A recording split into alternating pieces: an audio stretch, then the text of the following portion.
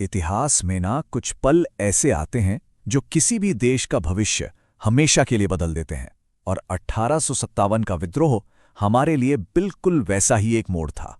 तो चलिए आज हम इसी कहानी की परतों को खोलते हैं और समझते हैं कि कैसे सालों से दबा हुआ गुस्सा, जिल्लत और दर्द सब एक साथ मिलकर एक ऐसी क्रांति बन गए जिसने पूरे हिंदुस्तान की नींव हिलाकर रख दी।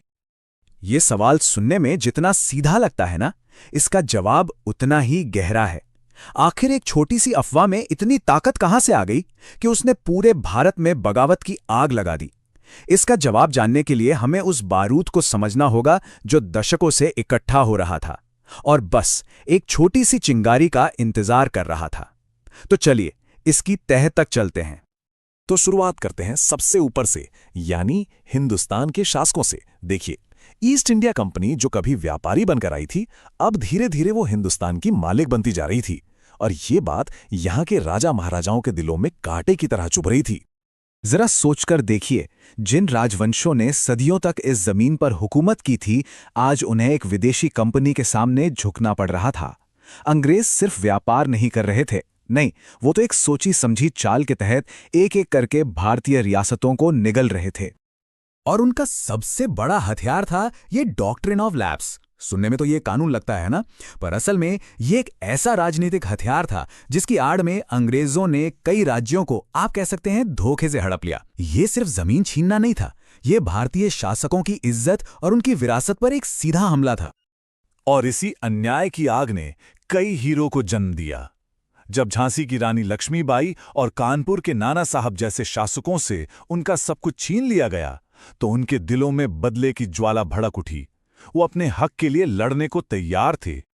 तो ये तो हुई राजा रानियों की बात, लेकिन गुस्सा सिर्फ महलों तक ही सीमित नहीं था। अब बात करते हैं उनकी जो इस विद्रोह की असली रीढ़ की हड्डी बने, यानी भारतीय सैनिक, जिन्हें हम सिपाही कहते हैं।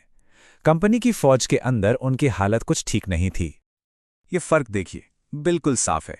अपने ही देश में भारतीय सिपाहियों को अंग्रेज सैनिकों से कम तनख्वाह मिलती थी, उनके साथ बर्ताव भी बुरा होता था और तरक्की के दरवाजे तो जैसे उनके लिए बंद ही थे। ये रोज रोज का अपमान था जो उनके आत्मसम्मान को बुरी तरह ठेस पहुंचा रहा था। लेकिन जानते हैं, बात सिर्फ पैसे या पद की नहीं थी। इससे भी ज्यादा चुभने वाली चीज थी उनके धर्म और उनकी परंपराओं का अपमान। सिपाहियों को यह महसूस होने लगा था कि उनकी पहचान पर हमला हो रहा है, और ये एक ऐसी जिल्लत थी जिसे कोई भी फौजी बर्दाश्त नहीं कर सकता। तो शासक नाराज, सैनिक अपमानित, लेकिन कहानी यहीं खत्म नहीं होती, क्योंकि इस गुस्से की आग अब महलों और बैरकों से निकलकर आम लोगों के घरों तक पहुंच चुकी थी। किसान, कारीगर, जमींदार, हर कोई ब्रिटिश राज की चक्की में पिस रहा था। सोचिए, अंग्रेजों की नीतियों ने भारत की पूरी अर्थव्यवस्था को तोड़कर रख दिया था। किसान जो देश का पेट भरता था, वो खुद भारी टैक्स के नीचे दबा हुआ था।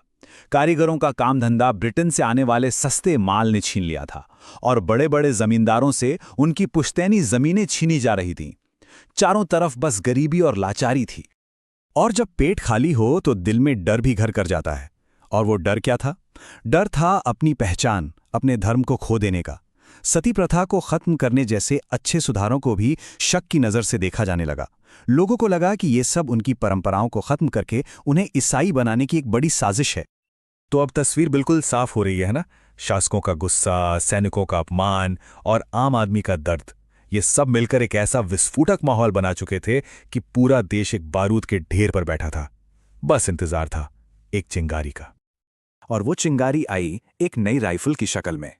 एक अफवाह तेजी से फैली कि एनफील्ड राइफल के कारतूसों पर गाय और सूअर की चर्बी लगी है, और इन कारतूसों को इस्तेमाल करने से पहले मुंह से काटना पड़ता था।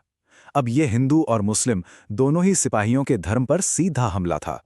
जब उन्होंने इन कारतूसों को इस्तेमाल करने से मना किया, तो विद्रोह की वो आग भड़क उठी जिसका इंतजार सबको था। और यही सबसे जरूरी बात है, ये सिर्फ कुछ सिपाहियों का गुस्सा नहीं था। नहीं, ये तो राजाओं, सैनिकों और आम लोगों का सालों से दबा हुआ दर्द था, जो एक साथ एक तूफान बनकर फूट पड़ा था। ये एक पूरे समाज का विद्रोह था जिसे बहुत गहरे जख्म दिए गए थे। और इसी तूफान को, इसी ज्वाला को आज हम और आप भारत के पहले स्वतंत्रता संग्राम के नाम से जानते हैं। ये आज़ादी के लिए लड़ी गई उस लंबी लड़ाई की पहली और सबसे जोरदार आवाज थी। 1857 की ये कहानी जाते जाते हमें एक बहुत बड़े सवाल के साथ छोड़ जाती है कि आखिर होता क्या है जब लोगों के दर्द को, उनके अपमान को और उनकी शिकायतों को लगातार अनसुना किया जाता है।